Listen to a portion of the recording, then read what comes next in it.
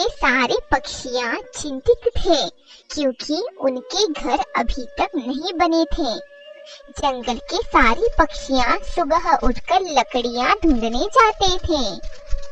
मेरे बच्चों, बारिश का मौसम आने ही वाला है। जल्दी से जाकर मजबूत लकड़ियाँ लाती हूँ।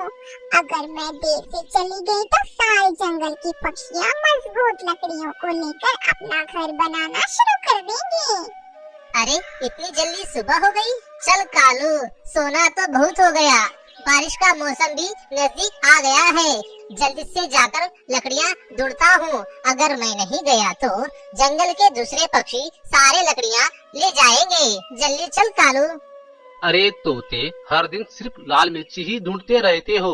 अब बारिश का मौसम आने वाला है। मिर्ची छोड़ो, लकड़ियाँ ढूंढो। मैं लकड़ियाँ ढूंढ कर ले आता हूँ और यहीं पर एक अच्छा सा अपने लिए एक घर बनाता हूँ। बच्चों, मैं लकड़ियाँ ढूंढने जाती हूँ। पता नहीं मुझे मजबूत लकड़ियाँ मिलेंगी या फिर नहीं।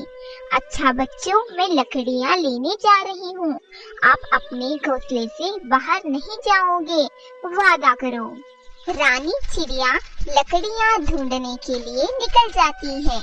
लूसी कबूतर भी लकड़ियाँ ढूंढने चली जाती है। लूसी को लकड़ियाँ ढूंढते वक्त पास में बहुत सारी लकड़ियाँ दिखाई देते हैं। वाह, इतनी सारी लकड़ियाँ! चलो इन सारी लकड़ियों को ले जाती हूँ। इससे मेरा एक घर तो आराम से हो जाएगा। मेरी किस्मत तो बहुत अच्छी है। लूसी कबूतर सारी लकड़ियाँ ले जाकर अपना घर बना देती है और उसमें आराम से रहने लगती है। रोज सुबह की तरह तोता भी लकड़ियाँ ढूंढने जा रहा होता है। तभी उसे एक जंगल के पार कुछ लकड़ियाँ दिख जाती हैं। चलो, आखिरकार मुझे लकड़ियाँ मिल गई है। अभी इन लकड़ियों को ले जाकर मैं भी अपना एक घर बना सकूंगा। फिर तोता भी अपना एक घर बना लेता है और उसमें रहने लगता है।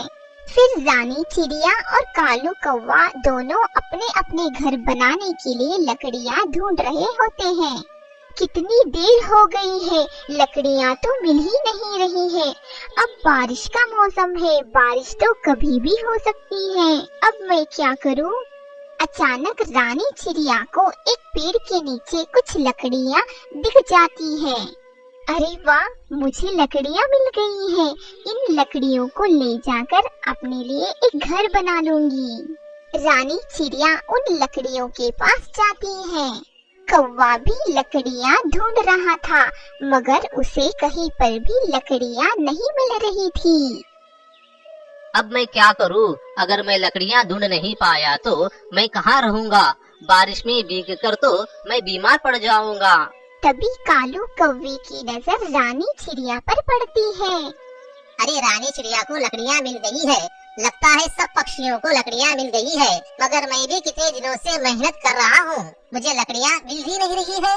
अगर ऐसे ही चलता रहा तो बारिश के वक्त में भीगता रह जाऊंगा। अगर बारिश शुरू हो गई तो मैं घर नहीं बना पाऊंगा। लगता है मुझे कुछ ना कुछ करना पड़ेगा। हाँ, रानी चिड़िया से सारे लकड़ियाँ छीन लूंगा। कालू कौवा रानी चिड़िया के पास आकर बैठ जाता है। रानी चिड़िया, तुम मेरे लकड़ियों के पास क्या कर रही हो? तुम्हारी लकड़ियाँ? हाँ, और नहीं तो क्या, मैं लकड़ियाँ ढूंढकर यहीं पर रखता हूँ और सारे लकड़ियाँ इकट्ठा करके यहाँ से ले जाऊंगा। कालू भैया, आप झूठ कह रहे हो। ये लकड़ियाँ अभी अभी मुझे मिली है। रानी चिड़िया, तुम्हें पता नहीं है, चोरी करना बुरी आदत होती है, फिर भी तुम मेरी लकड़ियाँ चोरी कर रही हो। मुझे पता है, तुम बहुत शातिर हो। तुम्हें लकड़ियाँ नहीं मिल रही होगी, इसीलिए तुम मुझे एक कहानी सुना रहे हो। मैं बेवकूफ नहीं हूँ। हाँ रानी चिड़िया, मुझे लकड़ियाँ नहीं मिल रही है। अब लाओ ये लकड़ियाँ मुझे दे दो।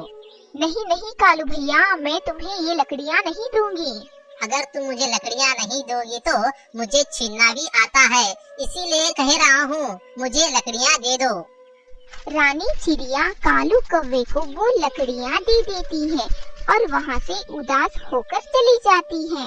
अब जंगल के सारे पक्षियों ने अपना अपना मजबूत घर बना लिया था, लेकिन रानी चिड़िया को लकड़ियाँ मिल ही नहीं रही थी। इसी वजह से रानी चिड़िया अपना घर बना नहीं पाई। फिर एक दिन जोरों से बारिश होने लगती है। सभी पक्षियाँ अपने अपने घरों में आराम से रहने लगे। रानी चिड़िया का घर अभी तक नहीं बना था। रानी चिड़िया अपने दोनों बच्चों के साथ बारिश में भीग रही थी। हे भगवान, बारिश तो शुरू हो गई। इसी तरह से बारिश होने लगी तो मेरे बच्चे भीग जाएंगे और बीमार भी हो जाएंगे। मुझे अब कुछ ना कुछ सोचना पड़ेगा। रानी की नजर एक पेड़ पर पड़ती है जो कि अंदर से खोखला दिखाई देता था। रानी चिड़िया अपने बच्चों को वहाँ पर ले जाती है। पेड़ के अंदर अपने घोंसले को रखकर अपने बच्चों को बिठा देती है और खुद ही बारिश में भीगने लगती है। रानी चिड़िया बारिश में भीगने की वजह से बीमार हो जाती है। बारिश रुकने के बाद वो डॉक्टर बुलबुल के पास जाती है। बुलबुल का घर देखकर रानी चिड़िया सोच में पड़ जाती है। इतना बड़ा सेब का घर? आओ रानी चिड़िया, क्या हुआ तुम्हें? कल बारिश में भीगने की वजह से मेरी तबीयत खराब हो गई है। तुम बारिश में क्यों भीगी? मुझे कहीं पर भी लकड़ियाँ नहीं मिली। मेरे बच्चों को एक पेड़ के अंदर घोंसले में बिठाकर मैं बाहर भीगती रही। उसी की वजह से मेरी तबीयत खराब हो गई। मैं तुम्हें एक पानी वाला दवा देता हूँ। वो दवा तुम कौन से चीज पर डालोगी वो चीज बड़ा हो जाएगा। तुम एक काम करना, तुम एक कद्दू के ऊपर वो दवा डाल देना और वो कद्दू बड़ा हो जाएगा और वो तुम कद्दू को अंदर से खोखला बना दो और उसमें आराम से रहना। हाँ डॉक्टर जी, आपका बहुत बहुत शुक्रिया। अब मैं चलती हूँ। रानी चिड़िया कद्दू पर पानी वाला दवा डाल देती है। वो पलक झपकते ही बड़ा कद्दू बन जाता है।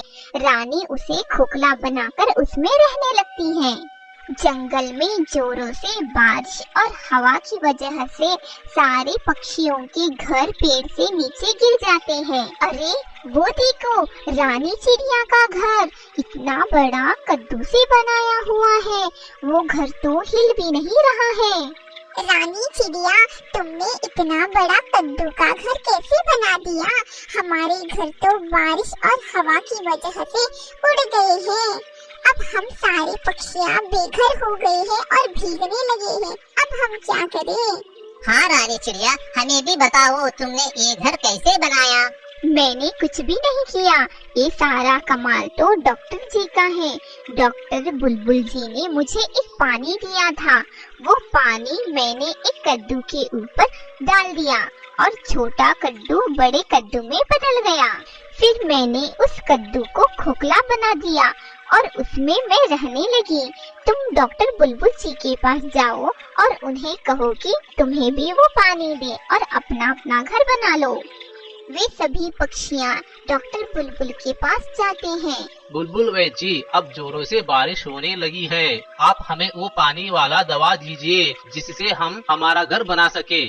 ठीक है, मैं पानी वाला दवा देता हूँ, लेकिन मैं इस कालू कौवे को पानी वाला दवा नहीं दूंगा। ये कालू कौवा बहुत ही ज्यादा बुरा है।